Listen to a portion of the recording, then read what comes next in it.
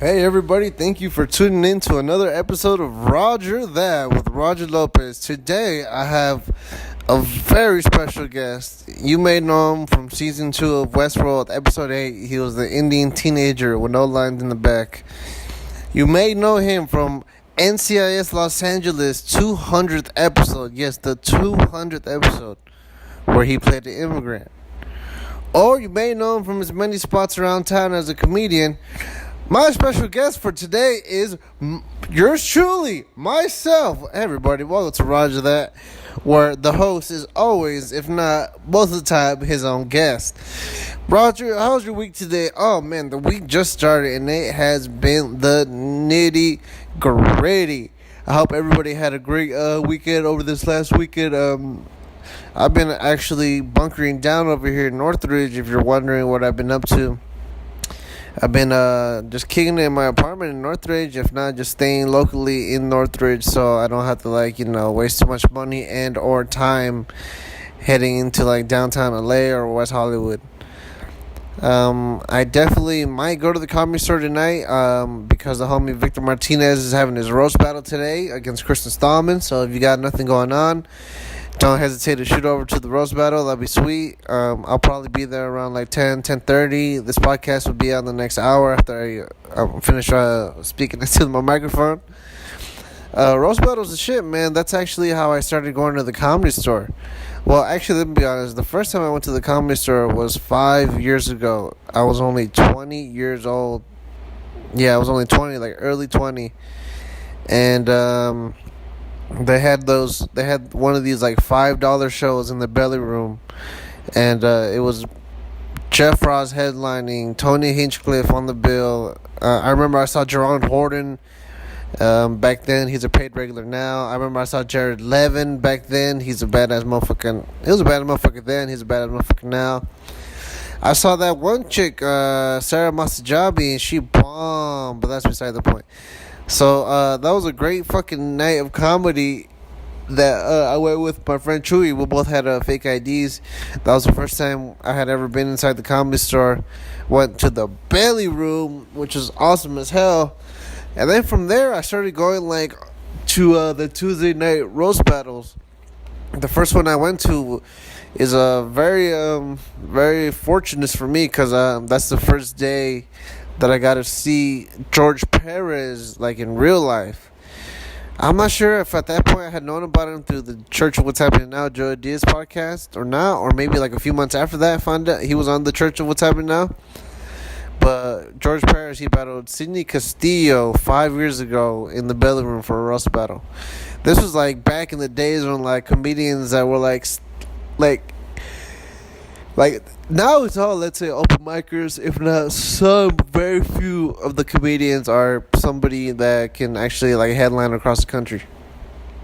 But back in the days, man, I just felt when roast battle was at its infancy, or if not 2-3 years into it, if not barely infancy, 1-2 years into it, you would see a lot more comedians that could, national headliners actually do the roast battle thing.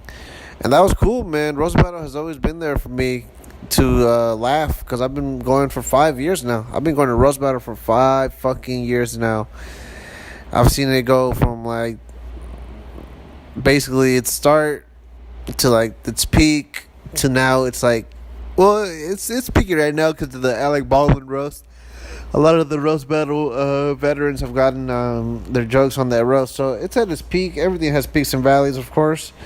Right now, roast battle's crack-a-lacking, especially because they have the homie, the host of Garage Mike, Victor Martinez Jr., roast battling Kristin Stahlman tonight. So that's going to be a fun-ass roast battle. I've already heard last time Victor was at the crib, he ran a couple jokes by me at the Goons. And honestly, he has at least 3 bangers. He has 3 bangers. I'm not going to say what the joke is, but because I forgot. But nonetheless, this motherfucker has bangers ready. I wonder why I never roast battle, man. Because I've been watching forever. I remember when I was at the taping of The Road to Roast Battle Season 1 with Joe Rogan, Dane Cook, Jeff Ross as the judges. I was there. I think that That must have been 2016. Yeah, 2016. Right before I went to Mexico City. So I was like, yo, when I come back, man, I'm going to be Roast Battle Season 2. I'm going to be on TV. And then I just never started roasting. And then Season 3 came. And then, I just never roasted. I only asked one person to roast. And that's this one dude I used to do open mics with. But he's a bitch. His name is Terrence Rutledge. Tall ass Asian dude says he's a Blasian. Yeah, basically I wanted to roast that guy. He was like, no, I'm alright. And then ever since then I was like, I'm alright then. Plus now that roasting has gone through, it's like, we've seen let's say the first wave of roasters come out of roasting. And honestly, if we're being honest, as comedians, they didn't really succeed that much. There's a few that I'm proud of, seeing Alex Duong go from somebody that roasted every week, it feels like killing it every week, to finally being fucking on the TV show, to riding on the roast, to currently being the roast battle fucking champion right now for Los Angeles. That's sick as fuck. Seeing that progression for a homie like Alex has been amazing. I really love stuff like that. But then again, he's one out of every, I don't know, fucking 40 battlers that become something, because 40 of them don't end up doing jack shit, man. Some of these roast battlers are so good at being roast battlers, but man, they suck at being stand-ups. And this is what gets me when it comes to roast battle. It should be illegal in roast battle for someone to use another joke they got from a friend that they get to win their battle. Look, you may be saying yeah, but that's how it's been done this whole time. But when you think about it, how bullshit is that? When you go into a roast battle, when you go to a fight, okay, yeah, you may have learned techniques from your boxing coaches and all that shit. But at the end of the day, it's still you delivering it. Which at the same time, you can make that same case for a roast battle. You may have gotten the jokes, but you could fuck it up if you don't deliver it correctly in the ring. But my point is that not only did they give you the jokes, they literally gave you their right arm, reattached it to your arm, so you could be able to knock somebody out, when in reality, your arm is only half that strength. That's the more perfect analogy.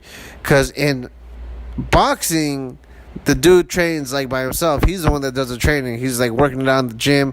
He he might get advice, but he's not they're not actually giving him the strength to do it. Or when you give somebody the strength to do a joke, once you give it to them verbatim, and it kills. Once you give somebody a banger roast battle joke, you basically gave up your fucking right arm for that battle, so that fool can fucking use it and knock this fool out. That's essentially what roast battle is nowadays, and I really don't like that.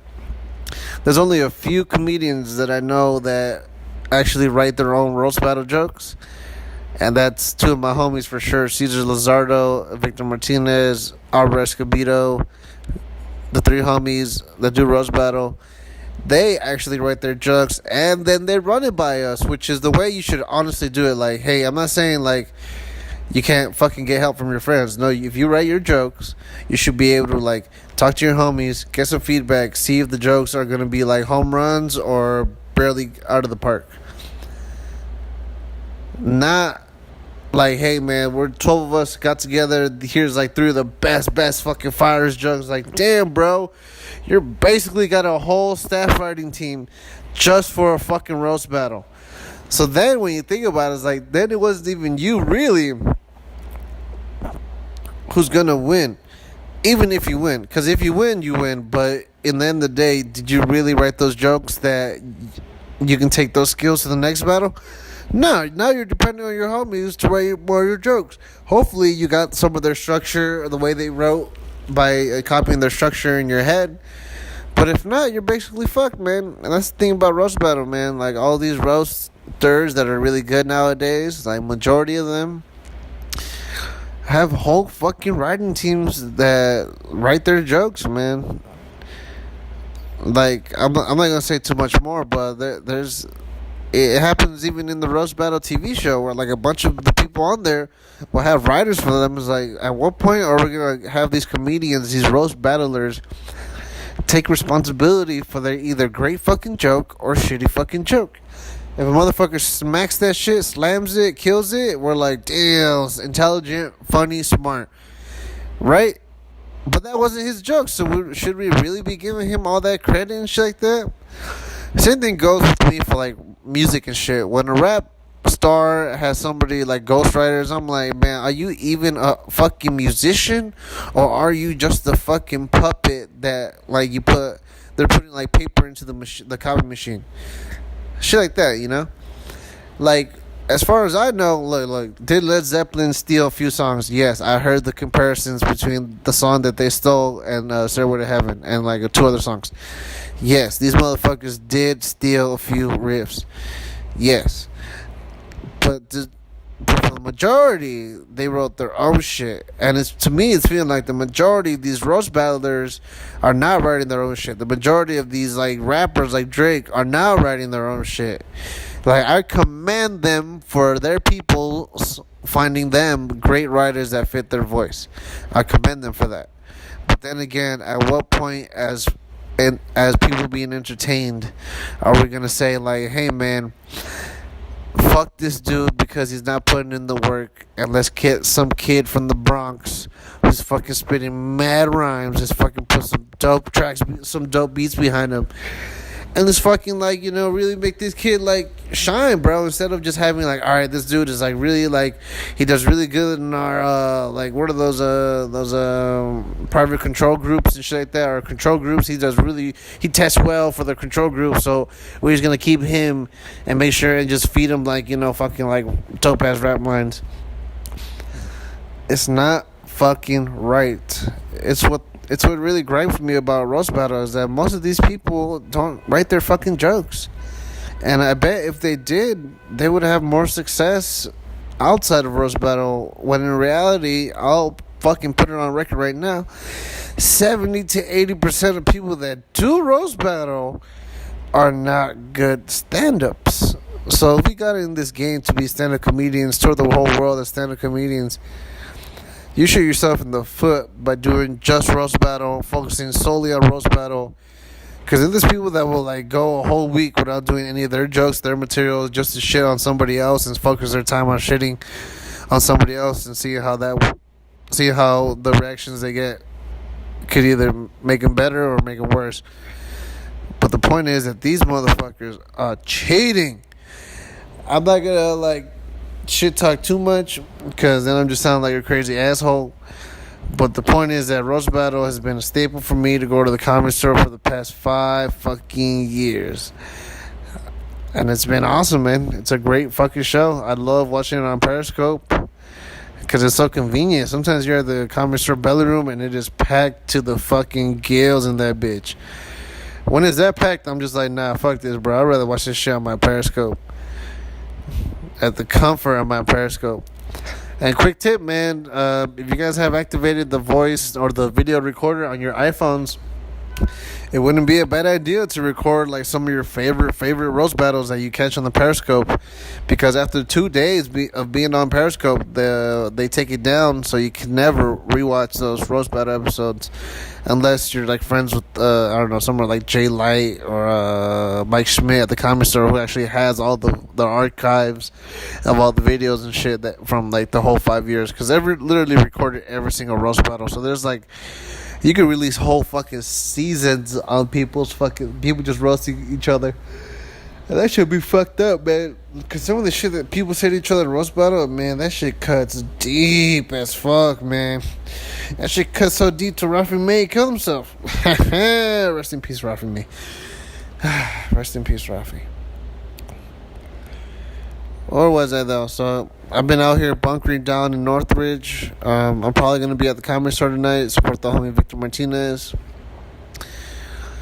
What else? The nitty gritty. Oh man, we just got a couch in our place now. We picked up a couch over the weekend. We picked up like a little mueble, I don't know how you say it in English, but mueble would be like table, but like not really. Like let's just say like a spot where we like a TV set. Not like a TV set where like we get the TV and the speakers, but the shit that the TV goes on top of. We picked up that on Sunday. The homie Niles, he already had his TV that he picked up from his ex-girlfriend 2 weeks ago, because she didn't really want to give it back, but she got it. I got my PS3 that I actually bought from Niles for $50. Appreciate it, buddy. I brought it over from my house, so we got a PS3 connected to the TV, and yesterday we just got motherfucking Wi-Fi. That's what I'm fucking talking about. We got Wi-Fi in this bitch now.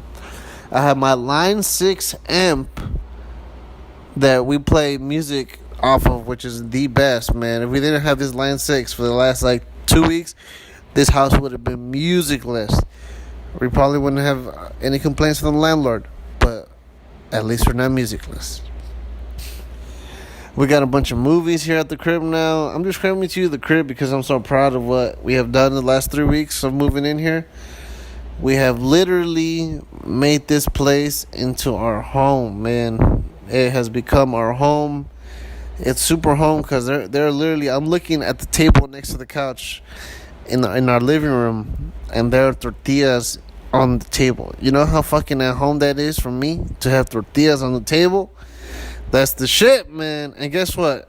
So I'm making like the Mexican food. Like I made some carne asada the other day, some tacos and shit. The homie Darren Davis, man, he's been making some of the best fucking fried chicken of all fucking time. Yeah, if you're listening to this and you're like, what, Darren? Yes, Darren Davis. He's been making the single-handedly best fried chicken I've had in my motherfucking life. And I'll tell you why it's the best. Because it's fresh. There's no such thing as better fried chicken than fresh fried chicken. There's no chain that's better than fresh fried chicken. Like, that's hands down, like, the shit. It's like a Pollo Loco, like, super extra. Like, when you ask for it extra juicy, your chicken legs, when you ask for it extra juicy, that's how this food's fucking fried chicken is, but being fried. You know how fucking good that is? God damn, bro, this motherfucker makes some good-ass fried chicken. I never thought that I would move into an apartment with 2 roommates and have one of them be able to know how to make legit fried chicken. We've already had company over. We had Victor, Arthur over, the homie Patrick over. They've all single-handedly have gone fucking like, yo, this is the best fucking chicken. This is fire fucking chicken. Victor even was like, yo, bro, you fucking put some macaroni with this and some coast on the side, bro, you be sounding like piece of chicken like quick, man. It's fucking fire ass chicken, man. I don't know how many minutes I'm gonna talk about this chicken for, but god damn, bro. And the way the homie Darren Davis does it, that food does it on the sink, bro. He be fucking putting all the spices and shit in the sink while we make this fried chicken. That's how you know we're fucking doing extraordinarily well, bro. Because we got a clean ass sink. It's been great living out in Northridge. I'm gonna be honest though, right now it is hotter than a motherfucker. So hot in fucking Northridge. But you know what? We have been blessed in this apartment to have AC. So although that shit was hot when I closed our balcony glass window. But now that I've been closed it and I've been recording and I cranked the fucking AC, oh man, this feels so fucking good. Air conditioning all the way, man. If you guys don't know, man, this is like the first time I've ever had air conditioning in my fucking life, man. Like, we haven't had air conditioning my whole life in my parents' crib, my whole fucking life. That's how I came up with that fan speed 3 joke. I was just chilling like, shit, it's like 2 summers ago now.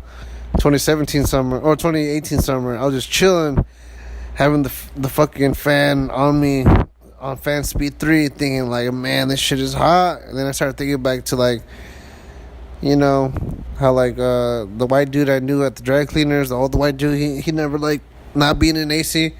He always like 68 degrees. He was white. And then black people, I just made it up like 72, 73. Like that's a little bit like on the warmer side. And Mexican people like it at fan speed 3 because that's what I fucking have it as. So if you ever wanted the origin of that joke, there you go, man. Just fucking chilling hot as fuck on a like summer night 2018, just thinking like, oh man, I remember when I wrote that joke down, I'm thinking like, oh man, this joke is fucking hilarious. And being able to like go to other spots and riff has made that joke even better. Cause then I forgot I think I was at this show at Riverside, and I fucking did like comedy in front of like barely like 7 people, but they were like legit 7 audience members that were fans of like the whole like Felipe Esparza crew. They came through, and then that's the first time I ever got to just like be comfortable. I'm always comfortable, but that's the first time I ever got a riff with the Fast Speed 3 joke, and that's when I came up with the 3 tags for it. So, if you're ever in doubt about like, man, can I make this joke flourish more? Yes, you can. A joke is never finished. All you need to do is go out there with some balls, some tenacity, and some creativity, and you'll start seeing these tags come out of fucking nowhere. They'll be like, bam, bam, bam. And then you'll be like, damn, man, what am I, Richard Pryor? Yes. And no, nobody's Richard Pryor, but you yourself, motherfucker. And you being yourself, you could do it all, man. You could do it all. I don't know when this became a self-motivation podcast, but sí se puede, everybody. Sí se motherfucking puede. On other news, let's just talk some conspiracies real quick. So, I haven't done chemtrail watch on Instagram in a while. I'm gonna be honest, I haven't seen that many chemtrails in the sky in the valley like I did last year. Enough for me to like warrant like chemtrail watch. Nor have I been looking up at the sky that much either. Well, I have, to enjoy the niceness of like being out of like the beauty of the sky, but I have not been like, yo, where are the chemtrails at? I'm looking outside my balcony right now, and I do not see any chemtrails. But who knows? New recording only because I fucked up and I meant to pause the last one. So, where was I, man? Let me be honest right now. How many people listening to this have ever tried Red Rooster in their life? I know a few of you were like, damn, Roger, you never had Red Rooster in your life before? Hell no.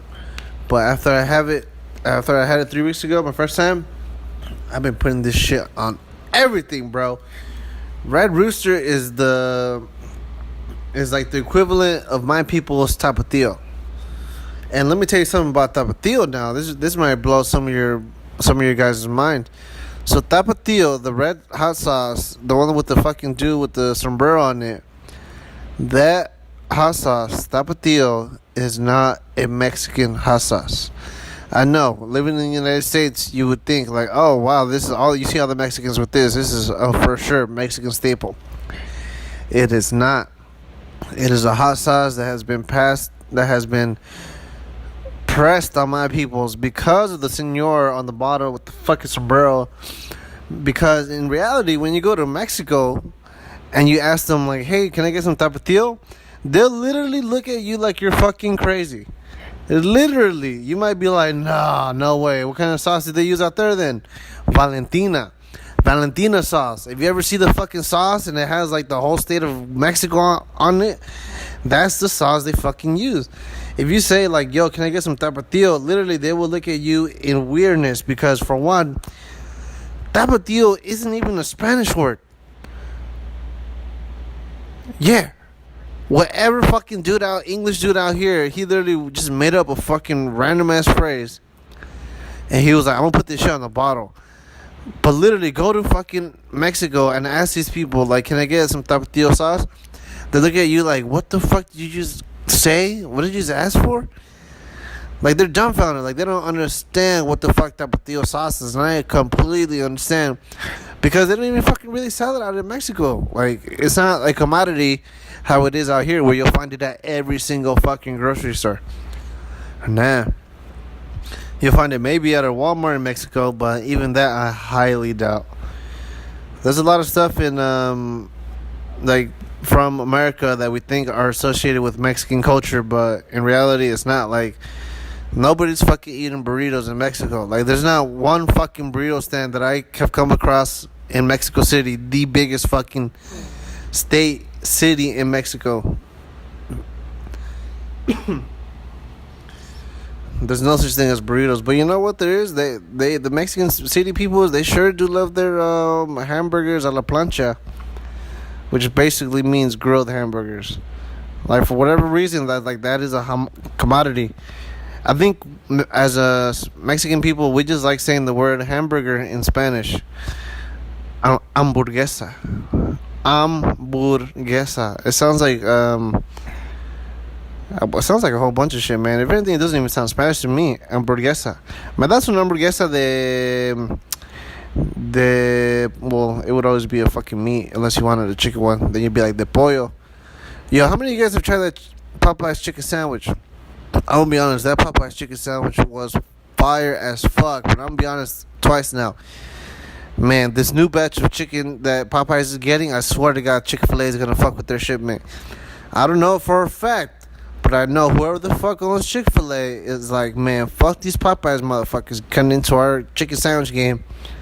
That they're gonna do something to the chickens so that the Popeyes chickens that they're getting right now are not gonna be like suitable enough to like have like really fire ass chicken come out of them.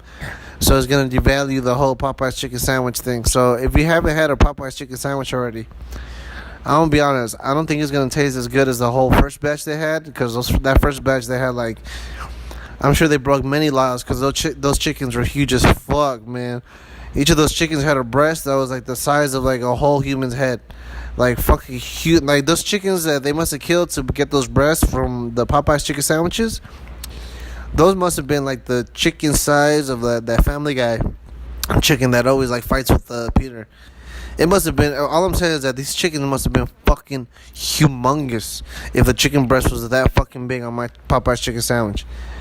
Like huge fucking chickens, like illegally huge fucking chickens. It's like if like Popeyes was like, all right, we need some of the best chickens ever. Like pull out like, oh yeah, we're using these steroids on them now. Nah, pull out that D-ball. Pull out that shit that Russian dude was taking when he was fighting Rocky. That's the shit they're pumping these chickens with. That Rocky fucking 2 Russian steroid shit, man. If he dies, he dies. If the chicken dies, at least it's big as fuck and we can eat it. Those Popeyes chicken sandwiches are fucking huge, man.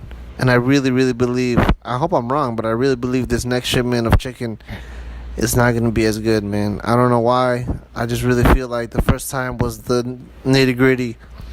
And these second times, and they said that they're going to keep it on the menu permanently. And that's awesome as fuck, because when they ran out, man, it was a little tragedy for me and my crew, because not all of us had tried the Popeyes chicken sandwich, so I was like hyping it up. And then we go to one Popeyes, they fucking have that notice, no chicken sandwiches. We go to another Popeyes, no chicken sandwiches. I called 3 other Popeyes, so we don't waste time. They didn't even fucking pick up. That's how fucking bad that whole thing was. So Popeyes, I appreciate you guys for being the shit. You guys made the best chicken sandwich I've had in my motherfucking life. I doubt it'll be that good ever again. But if it is, you have my money 100 billion%. As I'm sure, as like a lot of you guys listening also will support the new Popeyes chicken venture. To wrap this up, what else do I have to say, man? Do I have any shows coming up? I don't. Damn. Do not have any shows coming up, but I will get some. So stay tuned on my Instagram page.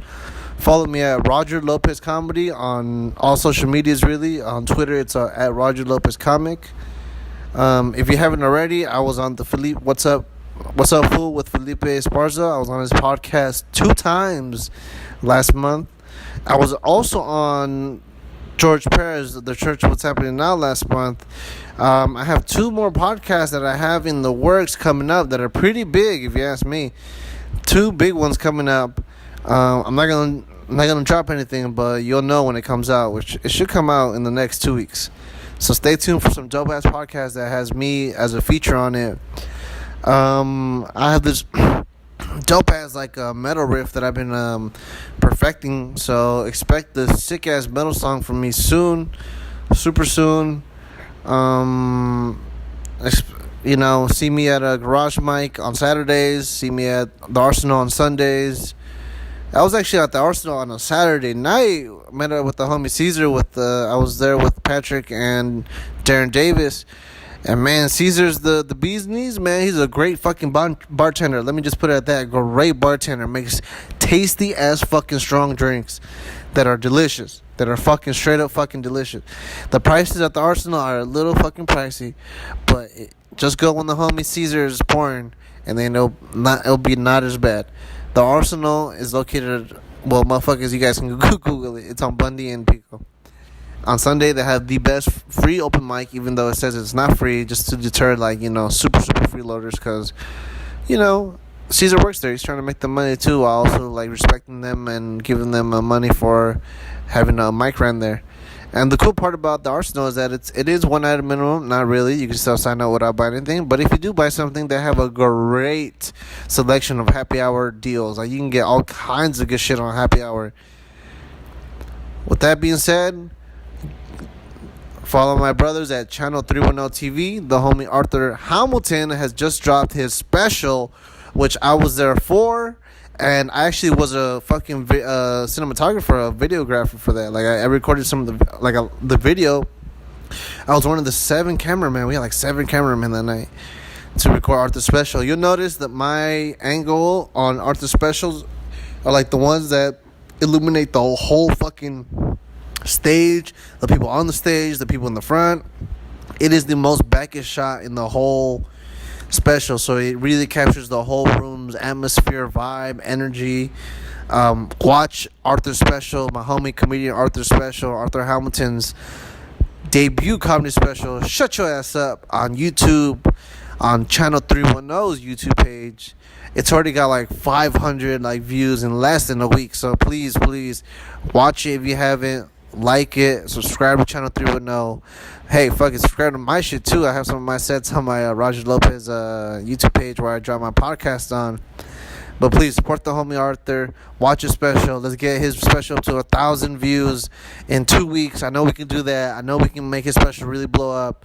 He deserves it. The special is fucking hilarious. I've already watched it 3 times.